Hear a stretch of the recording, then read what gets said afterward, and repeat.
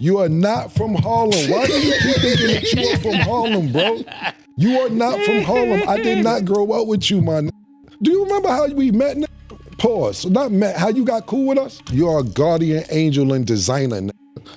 Did you get what the f is you talking about, man? 12-minute freestyle. Mase, Cam'ron, Cardan, DJ Clue. Google Bloodshed and Camron, Children of the Corn. Basically, you heard our freestyles. And you came up to me one day when I was chilling in front of the house. You said, yo, man, I heard the freestyles. Y'all killing shit. More freestyles come out. Y'all heard the new shit you did. Children of the Corn freestyle. Are you at any of these places? No, you was not there, man.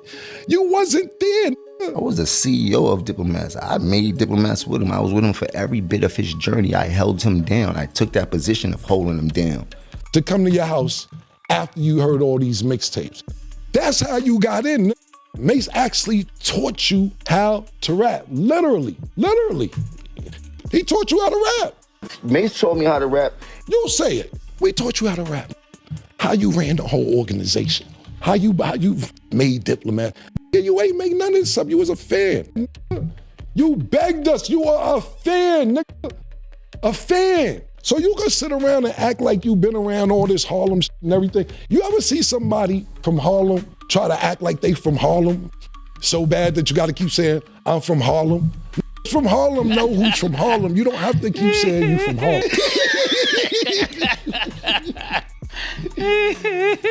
Yeah, listen, man. Listen. You were fanned out and you begged niggas. That's how you got down originally. Period. I heard the new shit you did. Yo, you want to come through? Come through. Why? Why are we going to Jomo's house? So yeah, I would bring some bitches over there to sometime.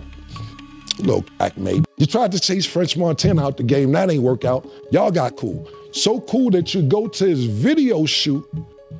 Pardon me, not his video shoot, his movie. You're sitting in the crowd watching the premiere and they dissing you in the movie. You in the movie getting this, and you gotta eat it, just sitting in the crowd. Nah, they dissing you in the movie that you went to go see, bro. Every nigga that do something to put pressure on you, you sit there and work it out. But when they got a little genuine heart for you and all that, cool, that's the pattern.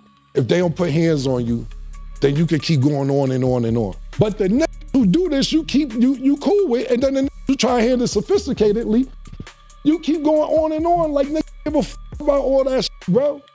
Niggas don't care about none of that shit, man. Niggas don't care a little bit, man. What I'll finish with is this, man. I'm never here to downplay your character. As much as you try to degrade my character for years and push me under the bus and say, I ain't start this and I ain't do that, and you started Pink and you made the Diplomats, which is just, every nigga that put hands on you or you get to altercation, you cool with them. I ain't want to snap on them nose, but yeah, I'm good. Here goes some popcorn, Stat. Thanks. What was your reaction when Camron brought up all these old stories and everything about you? I laugh, man. I got this thing, man. People laugh at the lies, but the truth always hurt. You know, lies are more entertaining. You heard? You get to laugh, you get the joke, but the truth is a serious thing, no matter how you look at it. The truth is what the truth is. Do you ever hear me talk about when you ran on me when BMF pulled up? When you ran in the hotel, they chased you to the beach. Yeah, they chased you to the beach. You was in the sand. You was getting wet from the water, from the ocean. I don't pump that. I don't pump all that shit because I ain't trying to make the great your character. You know why? Because the revolution was televised. That's why I'm here. That's why God work like that. That's why me and Murder is here. The revolution was televised. Because you talking about. Mase need to go on a diet. He need to get his life together. He need to go to the doctor and get a physical. He looked terrible, bad body, back ass. He look big around the neck. Waist look crazy. I'm body shaming this. You heard? He need to go get his together, get on the treadmill, do some push-ups, do something. You heard? Especially for playing with me. Stop tricking out their freedom, bro. This is gonna be the last time I address this. Whatever you got to say after this, good luck. I wish you luck. I got other shit to do.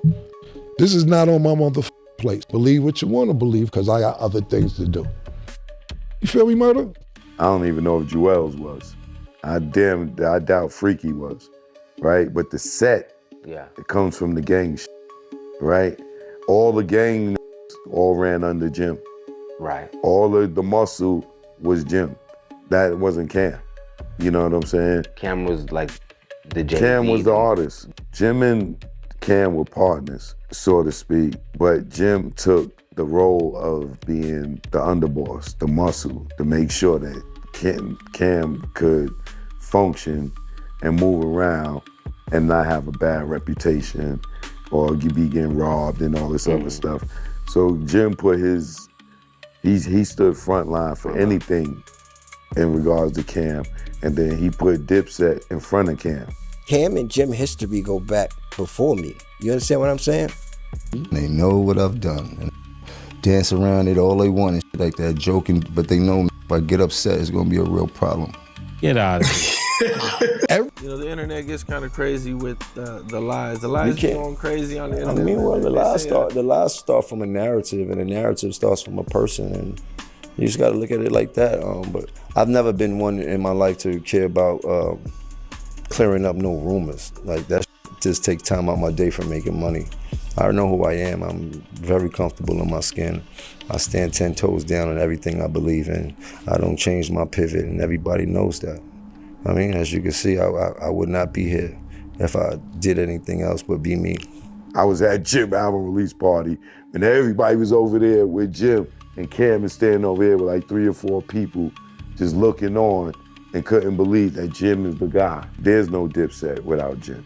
Jim is the gangbanger of the crew. Cam is not a blood. This shit ain't no game. They can't play with me too much.